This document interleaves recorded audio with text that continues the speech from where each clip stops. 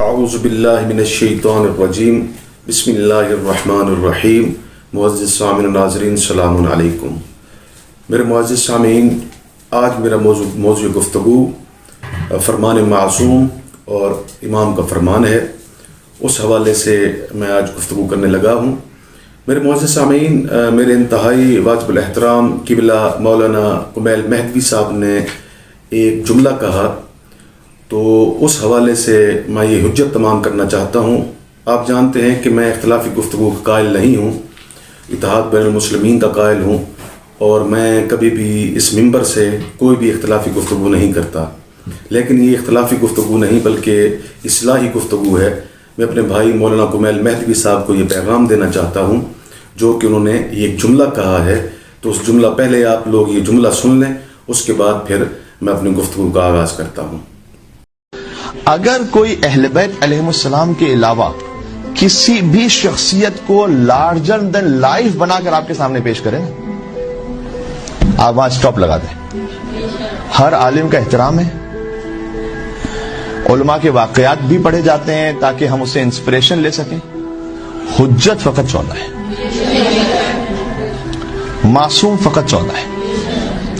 تو اگر یہ کچھ ٹپس ہیں کہ آپ کو کہیں محسوس ہو کہ اہل بیت سے بھی بڑھ کر یہاں تو غیر معصومین کا ذکر شروع ہو گیا، رک جائیں.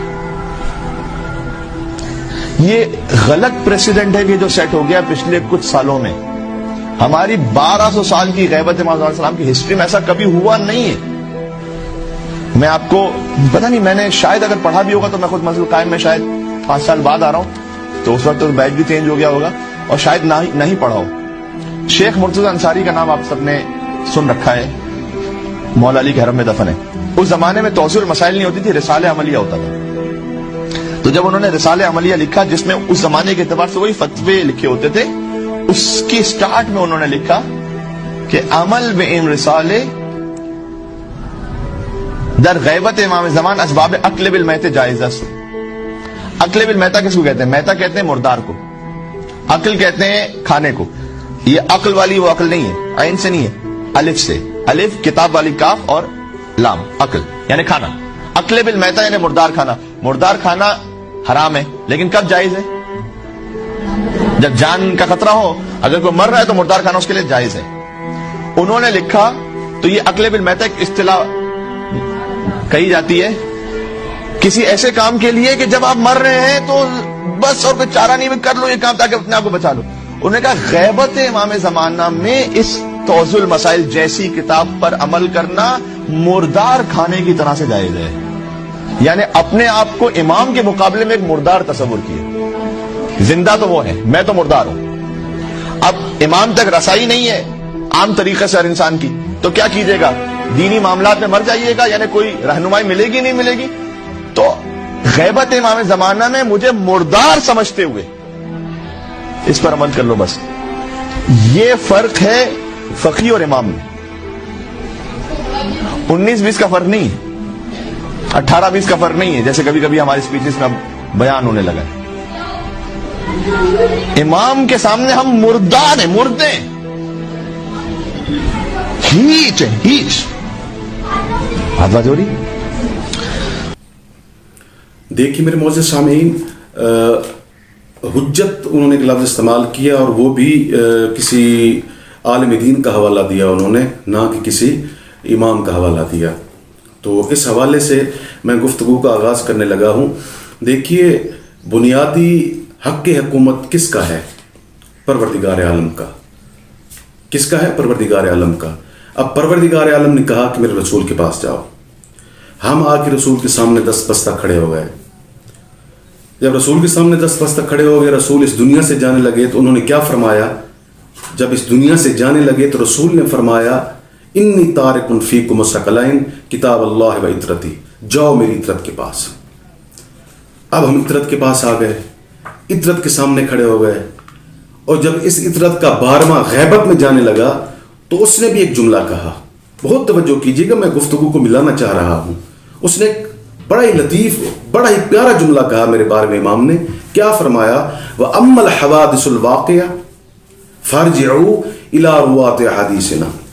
کہ جب مستقبل کے اندر آپ کو مسائل درپیش ہوں گے تو اس وقت کیا کرنا ہے؟ اس وقت ہمارے راویان احادیث کی طرف رجوع کرنا ہے.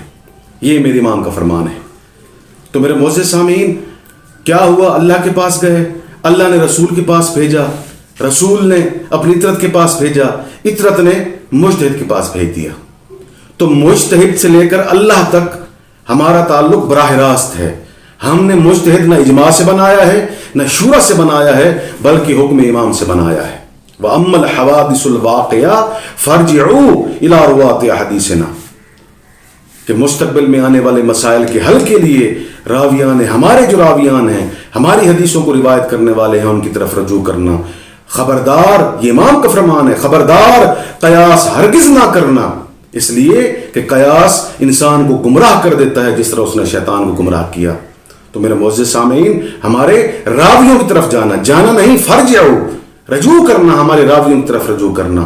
تو میرے معزز سامعین، یہ جو فرجعو یعنی رجوع کرنا، مرجع، اس لیے ہم اپنے مجتہد کو مرجع کہتے ہیں کہ جس کی طرف رجوع کیا جائے. تو معلوم ہوا لفظ مرجع خود ساختہ نہیں ہے بلکہ امام کا دیا ہوا ہے.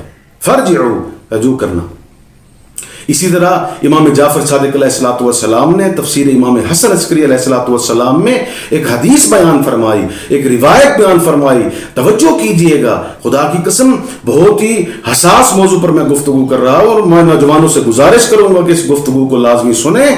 دیکھیے امام نے کیا فرمایا، فرمایا فَأَمَّا مَنْ كَانَ مِنْ فُقَهَائِنَا، فقہاء میں سے، علماء میں سے، بہت توجہ کیجئے گا، سائن لفظ ہی، جو اپنے نفس کی حفاظت کرنے والا ہو، جو اپنے نفس کی حفاظت کرنے والا ہو، حافظا لدین ہی، جو دین کی حفاظت کرنے والا ہو، مخالفا لہوا، جو اپنی خواہشات نفسانی کی مخالفت کرنے والا ہو، جو اپنی خواہشات نفسانی کی مخالفت کرنے والا ہو، مطیعا لامر مولا، جو امر مولا کی اطاعت کرنے والا ہو، فَلِلْعَوَامِ أَن يُقَلِّدُوا، تو عوام کو چاہیے کہ ایسے عالم، ایسے فقیہ کی تقلید کریں.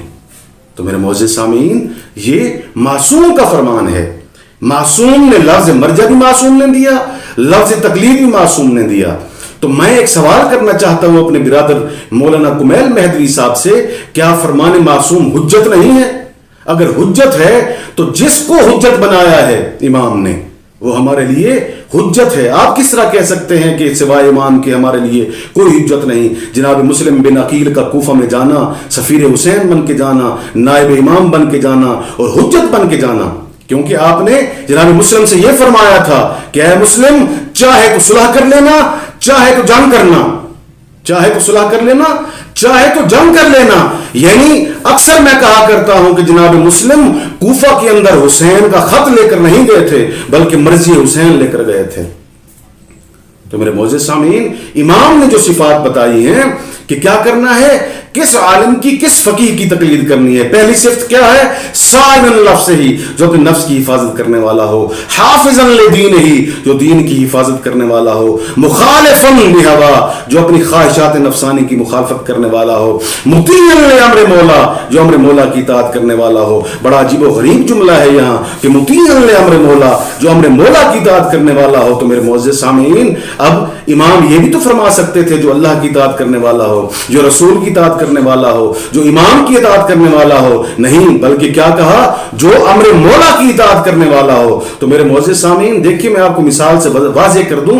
ہم خدا کو رسول نہیں کہہ سکتے، شرک ہے، کفر ہے. ہم رسول کو خدا نہیں کہہ سکتے، کفر ہے، شرک ہے. اسی طرح امام کو خدا نہیں کہہ سکتے، کفر ہے، شرک ہے. ہر کسی کا علیحدہ منصب ہے، ہر کسی کا علیحدہ مقام ہے. خدا خدا ہے، رسول رسول ہے اور امام امام ہے. لیکن لفظ مولا ایک ایسا لفظ ہے جو یہ تینوں کے لیے استعمال ہوا ہے. امام کے لیے بھی استعمال ہوا، اللہ کے لیے بھی استعمال ہوا اور رسول کے لیے بھی استعمال ہوا. کیا آپ غدیر کا خطبہ بھول گئے جس میں سرور کائنات نے فرمایا، غدیر خم کے میدان میں آپ نے فرمایا کہ اللہ مولایا، کہ اللہ میرا مولا ہے، وانا مولا للمؤمنین، اور میں مومنین کا مولا ہوں. اور اس کے بعد فرمایا من کنت مولا فہذا علی المولا، جس کا میں مولا اس کا علی مولا. دیکھیے کتنی فصاحت و بلاغت ہے کلام معصوم میں، کتنی شائستگی ہے کلام कलाम मासूम में, कितना लतीफ़ कलाम है इमाम कलाम मासूम। मेरे मुअज़्ज़िज़ सामीन, इमाम ने क्या फरमाया कि मुतीअन ले अम्र मौला, कि जो अम्र मौला की इताअत करता हो, यानी मौला लफ्ज़ कहकर इमाम ने ये फरमा दिया